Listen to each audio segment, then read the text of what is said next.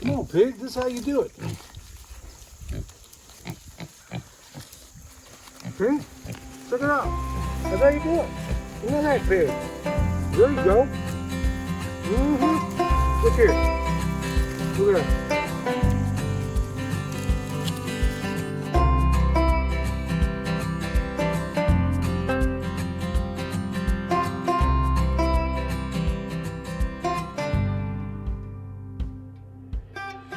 Hey y'all, this is Billy and Michelle at Perma Pastures Farm. Okay, well, here we are about to harvest this sweet potatoes, and we're going to be knocking out a few things at the same time. Now, as we're doing this video, folks, we are supposed to be on the road heading to the deep south for something that I'll disclose later. But hey, when your most reliable vehicle on your farm is 23 years old, that's the break. So, but that ain't bad enough. We didn't just have one vehicle quit on us. We had two of the four that we have, and the other ones are they're not really much better. So this is a video we didn't intend to do until we got back, but hey, we got to fill this time. So here we are, honey. Why don't you tell them what we got and what we've done here? We planted sweet potatoes. Each bed has a different variety, and I don't remember all the varieties, but I think this one is Georgia Jet. The one on the end is a white yam. So we're just going to dig them up and let them cure for a couple weeks. Hang on, we're doing more than that, y'all. She used one method to plant these beds, and I used the forked stick that Danny uses to plant this bed. So we're also going to find out whose method worked out better. But folks, I'd be remiss if I didn't say... Do you remember what bed you planted in? Yeah, I kind of know, but we'll get to that in a minute. Let's not be interrupted with trifles, my dear. I just want to make sure that when I win, you're very clear. Don't get your hopes up. But folks, last year, or not last, was it last year when we planted these? We got like a bucket worth of sweet potatoes. Okay, well this year we used Danny's from Deep South. We've used his manual as a guide, by and large, to do a lot of this. And we're going to use it all the way through, folks. As far as making your slips, all the way to how to dry these things, it's all covered in this manual. And you can get it at their Etsy store. So check out Deep South Homestead, friends and mentors. And we're going to find out if their method was more productive than the one we used prior to that. So this is where we get down to brass tacks. Well, we've also had a little bit of a rat issue, so we might have some that have chunks taken out of them. Yeah, so we had a rat issue. Well, no, we didn't have a rat issue. We had a lack of cats problem. Remember, we do permaculture, so it's not necessarily that issue. But we did have an abundance of rat traps, so we hope we got them in order, because the other things aren't exactly, we don't have a cat, and it doesn't make sense to have one right now. But hopefully in the future we'll have that squared away. But so why don't you talk them through what we're going to do? So we're just going to cut the tops off. We're going to save the tops because we're going to feed them to our pigs, the older ones and the younger ones, and our sheep and chickens. And what, are we going to eat any of these? We could eat them too if we wanted to. We're up to our neck, y'all. I mean, I know we typically put out videos every single day or sometimes every other day. It's been a while now because we just had two vehicles quit on us. And and I'm not complaining, folks. This is the breaks. And as a little side note, for those of you that are looking to get into this sort of thing, and you do things as we do, where we don't we don't go on payments for anything. If we don't have cash, we don't get it. So that's what happens. We have old vehicles and we fix them when they break. So until they just don't run anymore, we will ride a vehicle till the wheels fall off. I'm not complaining, it's just the brakes, and it's one of those things that happens around here. So we do things as we're able and as we can afford them. So honey, what do? We're gonna get up here, yank this out, or we're gonna... Dig them up. Yeah. So we'll go ahead and do that, and then we're gonna find out whether or not my forked stick or Danny's forked stick technique trumps her little inferior method of using... What was it? She used another method entirely, so we're going to find out who wins this.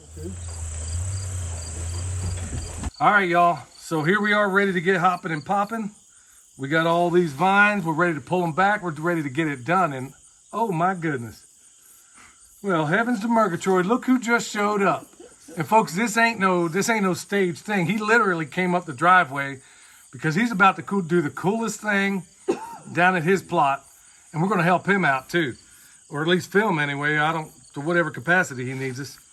Justin, what do you think here? I think I've got a sixth sense to pull up here when y'all are filming every single time. Is what I think. And it's a good thing. So this man, folks, if you haven't checked it out, this is Justin over at Metcalf Mills. I know a lot of people here. We got a lot of new people. If you haven't seen what he's doing, and he's only shown you the tip of the iceberg of what he does, and also he's going to involve us in a lot of this mountain wisdom that he has, and a lot of the cool things that he's doing and the way he does it. Folks, if you want to have your mind blown, just check him out at Metcalf Mills. You'll find him over there. So, My hat's getting tight. so here we are, Justin. What do you think? You think we're gonna have a good crop? It looks like it. You got plenty of vines, don't you? Yeah. So what do we want to do? We want to yank these up and. What we always do is just trim the vines back and. Well, hold on. Do you cut? Hang on, honey. Do you cut them, or you just kind of pull them back and you like can do dig them either as way. you go? Yeah, either way, I think. Michelle, hang on one sec, honey. You can do While you're either doing way. that, why don't we? You want to try it with a pitchfork and dig it and all? So there's do you remember how we planted them? I don't remember nothing. I mean, judging by what I see, there was maybe 3 rows up in Yeah, here. there's 3 rows. He's yanking them back. Look Oh at that, yeah! Look Woo! at that. Look at that, man! Look at that. Yeah. Oh man, that's a good sign. Oh gosh, I say we always grow them out in the garden or something, and it's sometimes that they like some varieties like the type of dirt we got up here on one end of the garden. It's kind of clay, and they do pretty good there, but it's hard to dig them sometimes because the ground gets so tight. But this right here, God, look, This is all easy. This is all generally compost. Look how easy. Look at this. Look at this. Oh yeah. Come on, Justin. You're good luck, brother. It's like I'm at a slot machine. Come on, baby. Come on. Yeah. Yeah, look at here. Look at that. Look at that. Boy, that's just the first one. Man, I sure hope your good luck keeps up and your wonderful, and Danny's wonderful techniques. And honey, of course, you bring it all together. But so far, it looks like my fork and stick technique is off and running. No, you did not use that technique here. This was mine. Oh, is that right? Yeah. We're having a bit of a battle. Yeah, I'm just gonna leave y'all. He's y'all. He's gonna stay out of the domestic squabble. I invented my own technique, and I used it here. So. All right, so now that we did my little thing, Justin, how do y'all want to do this? How we gonna yank on it and you keep pulling it? As loose as that is, I don't see why you can't. Honey, you want to go behind and throw them in the bucket as we go? Yep. Boy, that fork and stick technique, I think, is often. You didn't use that technique. Yeah, we're gonna go back and look at the stock footage, and we're gonna find out. I promise you, this was my technique. Let me get up in here. Oh, we started off good. Woo! Why is that one orange? Well, on Danny's last video, remember we got a hodgepodge of everything up in here. Things gets much bigger, we're gonna have to go get a hammer and a wedge and split them before we get them out. Yeah, you came by for, hey, look at what I'm doing. Next thing you know, you're working. I like it when that happens.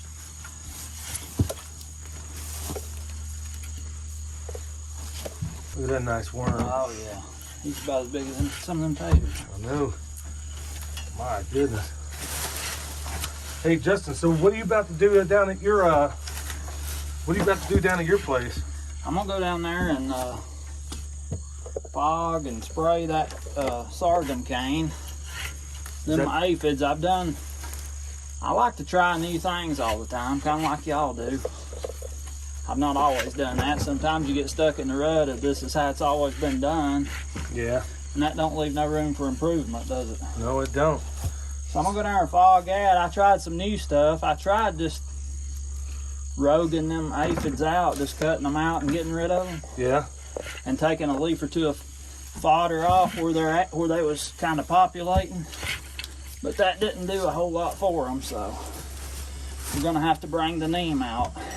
Neem oil? Yep. So is there a method on how you do that? I've kind of devised you can buy a regular fogger, but I already had a nice, pretty good leaf blower, and I rigged that up with just a garden sprayer, and it made a real good fogger that I can just walk through there and fog. Well, since you're I'd like to offer another method to you. I just learned about it. Well, I wanted to talk to you because I feel like we can come up with some way to handle those things. Well, I just heard about this method. Honestly, I just heard about this method that you might employ. Yeah. It was just made known in the media the other day that maybe you could use a blowgun and put some of that neem oil in there and then shoot it on each stalk. I hear that that's a way of getting. That'd work for sure. Yeah, you can take that. I might get y'all to help with that one. Yeah, you know, yeah, man. I mean, I hear that's entirely possible. Is that you can sit here and inoculate your crop with blowguns? Whoever knew? How about that? Yeah. That's easy to like people. I'm gonna roll them up.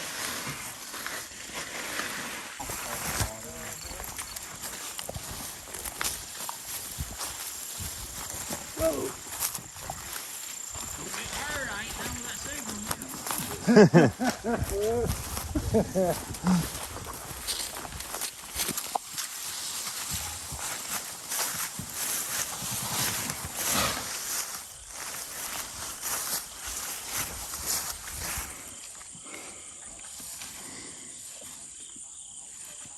That first 4x6 bed, we got more sweet potatoes this year just on that little tiny bed than we did in an entire couple of beds from last year.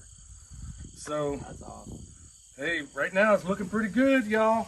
So Justin, what you were saying a little bit ago about some sweet potatoes you got sitting in the basement? Yeah, they're. I found them. My mother put them in there. I guess she put them in there year before last. I mean, they'll keep a long time if the conditions are right. I've known of people keeping them 2 years in a nice basement where the conditions are right. But I was talking to an old friend of mine the other day, and he was telling me after you get sweet taters started and the vines start growing good, you can come through and clip off of those vines and just set them out, and they will grow and make another crop, kind of like those tomatoes from suckers. I didn't know that, but it makes sense because that's pretty much all you're doing when you get when you get them off of the bedded stock. So, well, I'm gonna see Danny at Deep South here before too long if I can manage to keep my vehicles running. I can't wait to hear. I'll guarantee he's gonna know all about something like that. did something eat on that one, or did I break it? No, I think it just busted off. I see the other end of it. Yeah.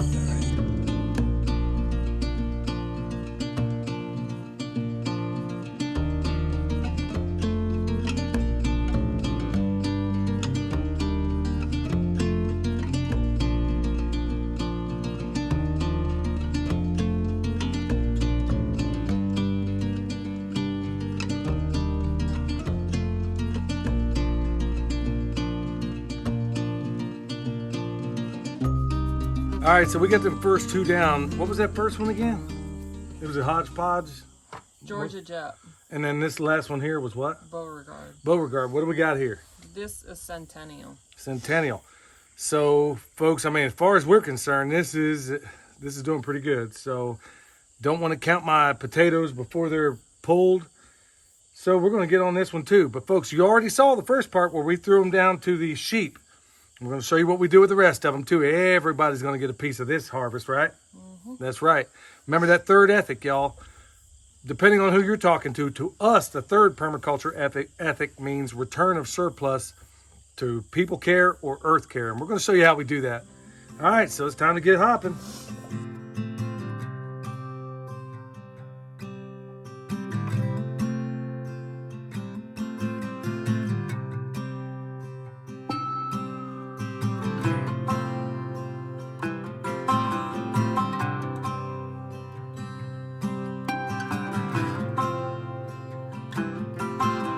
All right, we got some thorns growing up under the porch, so I had to put on these gloves. Ordinarily, I wouldn't be doing that. Well, folks, this is the one that concerns me. Everything else has been pretty good, and better than pretty good. I mean, it's been phenomenal compared to what we had last year, but this is where these rats were. There was a hole under here, and I'm telling y'all, the biggest rats I ever seen in my life, I am not kidding, from head to tail were that long. And I got 3 of them right here. Well, I threw down some rat traps. There was even a little spot over here where they were getting into. Now, if you go back and look at the last time we did a harvest on this, rats were killing us. Now, I'm not going to say it's the reason why, but honestly, no matter the bed they were getting into it, whether it was up here or down there, the only difference is this last year we put bone sauce. We put a bead of bone sauce, or Michelle did, all the way along the top. We didn't do the bottom, which I think we're probably going to wind up doing. So we put a bead along the top. Didn't have no problems whatsoever, but they did. I was neglectful, somehow they got up in here. So I see a lot of lost soil, and I see a lot of, look at here. I see this giant, I didn't even notice it till I pulled it back. There's a big chasm down here. So I'm guessing the rats done did a number on this. So, hey, we're gonna find out what we do, but that's the nature of farming, y'all. I mean, not everything works out the way you want it, so.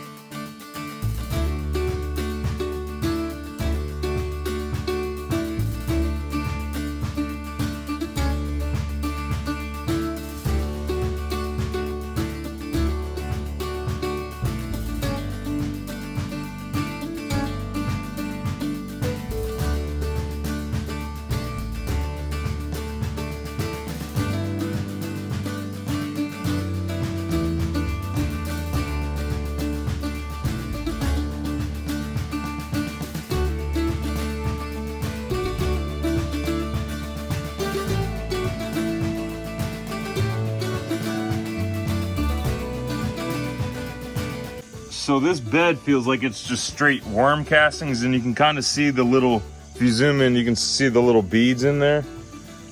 And it's from all these worms in this bed, and I don't know why they like this bed so much. But, hold on. There you go. You can't really see it on camera, but the whole ground is kind of squiggly from all these worms. Right, you look with your peripheral vision and there's like worms everywhere. And it's like this whole, like you said, this whole bed is like just straight castings.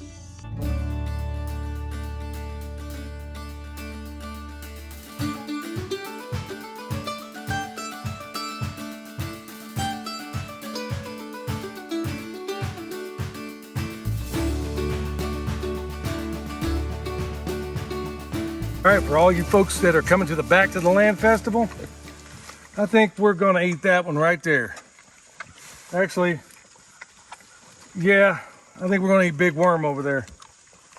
And this is what they eat, y'all. This is what we feed them. Not just this, but I mean, my goodness. Isn't this the way, if you were an animal and you had the open, wide open outdoors like this, isn't this what you would want to eat? Anyway, let's go give the rest of them. We're gonna give some to the little pigs, and then we're gonna give some to the chickens.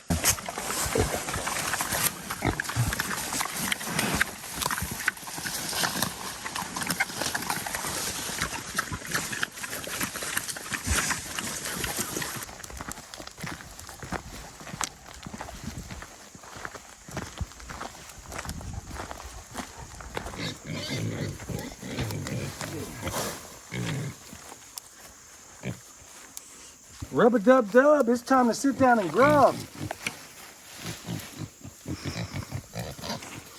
Come on, pig, this is how you do it. See? Check it out. That's how you do it. Isn't that right, pig? There you go. Mm-hmm. Look here. Look at that. There you go. Now y'all got it.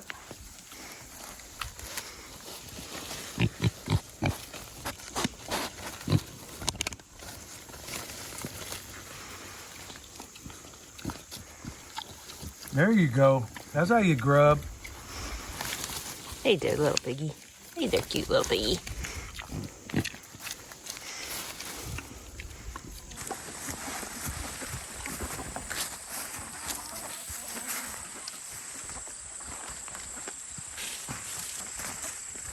There, there, bird. All right, y'all, this is when you're doing 18 or 30-day compost, what I just did is a cardinal sin if you don't straighten it out. And what I mean by that, when you got stringy stuff like this, if you don't chop it up, you're gonna wish you did when it's time to flip this stuff. So I'm gonna let them work it over. It's kind of the heat of the day, so they're probably not gonna mess with it too much. But I'll come back with some loppers and I'll go ahead and chop this thing up real good. And then we'll cover it with carbon. So now you guys get a piece of it. There you go, birds.